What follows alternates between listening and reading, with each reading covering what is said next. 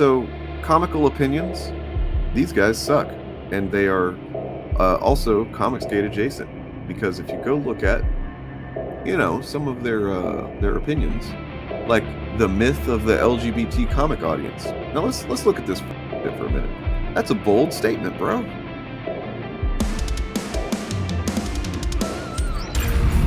Any of you incels doing a 4chan Snyder cut motherfuckers want to get out of line now? Anybody? Last week, writer Tim Sheridan released a promotional video for the now-released Alan Scott Green Lantern #1. Sheridan's video was notable for taking a negative approach to marketing by implying anyone critical of the comic was either a troll, hater, or bigoted toward the LGBTQ community. Chaos ensued. Now, I don't think that he actually said that. I don't think he said that. I think he probably said that there were some, but this is just the age-old thing that Fandom Menace, Comicsgate, they all do this, where it's like, if creators or a studio or publisher or whatever says, hey, some people are being bigoted, they go, oh, so everybody that doesn't like it is bigot now. It's like, that's not what was fucking said, dude. That's not what was said at all.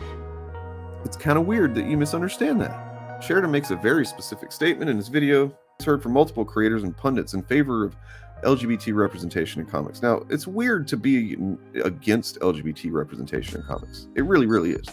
There's a huge market for authentic stories about LGBTQIA plus characters. And then he's specifically calling out Comicsgate. And then, of course, you notice that this Comical Opinions is taking the position of Comicsgate here. Well, it wouldn't be honest or fair to form an opinion on Sheridan's statements unless we checked it out for ourselves. If Sheridan's right, he's right. If he's not, he's not. So we decided to verify if Sheridan's statement is true. Is there a huge market for LGBT, etc., characters in superhero action comics? After a reasonable amount of effort scouring Google, the typical research firms like Pew, comics journalism news sites, we arrived at a surprising conclusion. Well, not really surprising, because you fucking called your article the myth of. So, your conclusion was already decided ahead of time, too. Let's be clear about that. There is no comprehensive demographic research indicating how many superhero action comic readers identify as LGBT and want that representation in their superhero action comics. However, we found something that gets close. Yeah, the ads are fucking insane on this shit. So because Pew hasn't done a research on it, they're acting like that is proof that there's not an audience. Okay. So it goes from saying LGBTQ, like, there are fucking loads and loads of problems with this methodology. If you can't even call it a methodology.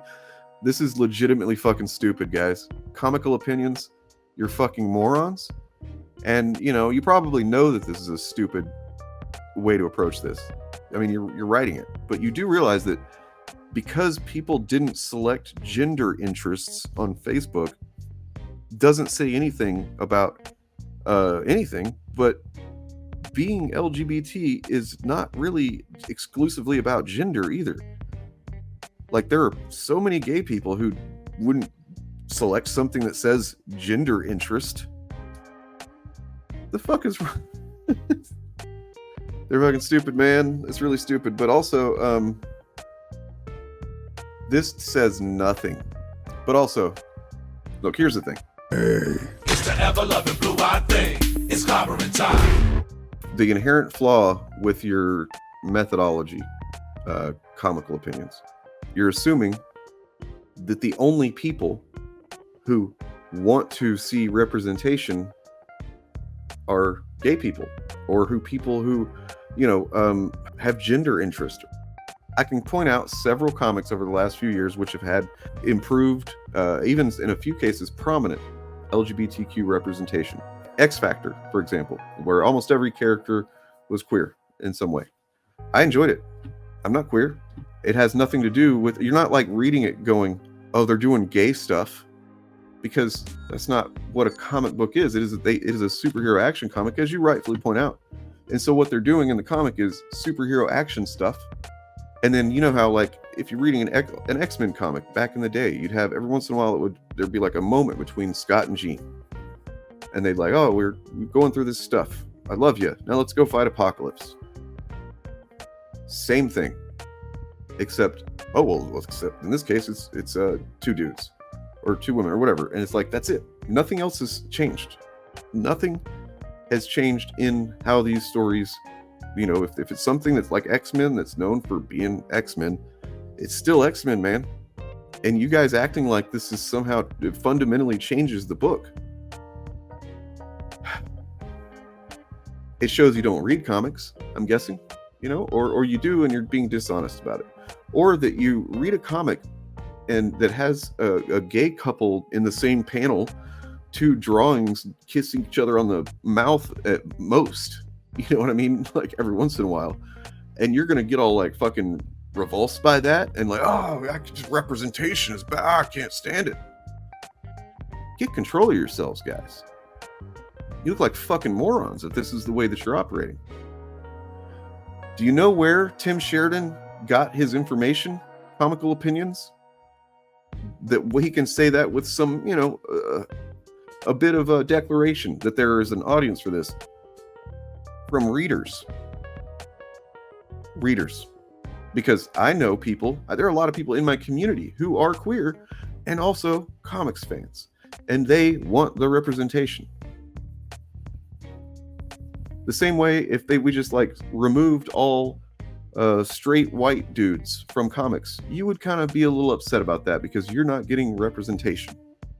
That's never going to happen.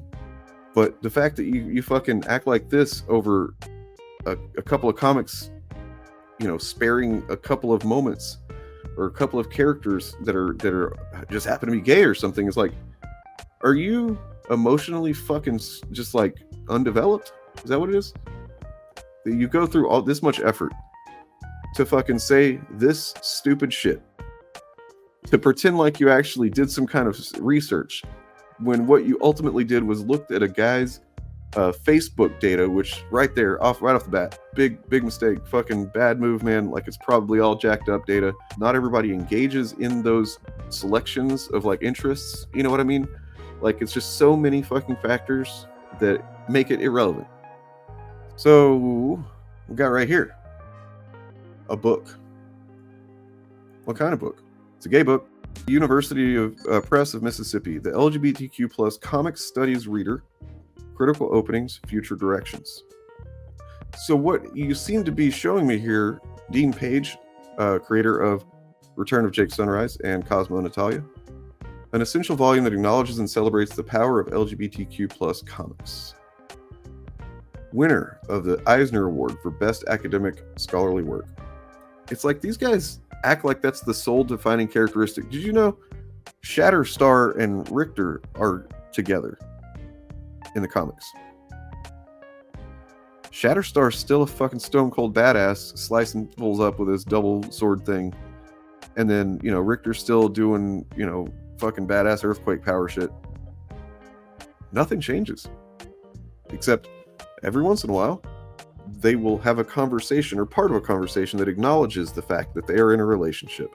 That's all LGBT people have wanted to see, because that's what we have had our entire life as straight people and taken for granted. You know, when we see Scott and Jean and then Wolverine grumbling and Scott's like, you know, he's looking at Wolverine, don't you look at my lady, you know, I'll fucking blast you. And, you know, like that kind of stuff, we just take for granted. But then the story moves on, and that, you know, the real focus of the story happens. That's just more like, that's dressing to fill out the world and fill out the characters and the lives that they live and stuff like that. And now sometimes gay people get those things too. Sometimes. Yeah, like it doesn't affect me, you know, one way or the other that there's queer characters. It's like if a book is exciting, it is, you know, for many reasons outside of having queer character, usually. I mean, I don't read slice of life comics, so I imagine that those do have more specifically that being the reason why they're good or bad or whatever. But yeah, they have ruined it for themselves. Chuds have ruined it for themselves. Think about it. He went from Pew Research, which is, you know, generally I think they're pretty well respected, research organization, right? Well, we went to Pew, but they didn't have one, so we went to the next best thing. some dude's Facebook data from 2011. Here at AF, we work hard to make sure we've got the facts to back up every accusation of chuddery, that we're entertaining every time we spotlight some fascistic film fandom flimflamer, culture vulture, Star Wars swindler, or comics conman. And by we, I mean me. And while I'm certainly not doing it for money, I do need to buy a new PC soon for continued editing and streaming. That's why I want to express my deep gratitude for my support on Patreon, from dopest members like William, Michael, and Smirking Gun. That's not to say that the members at the chillest and basest tiers are any less appreciated. But even if you can't swing it, you can follow me for free on Patreon and still get some exclusive content and opportunities to chat directly with me. YouTube makes us give every ounce of ourselves. Sometimes it feels like we're being milked dry. Support at any level is hits.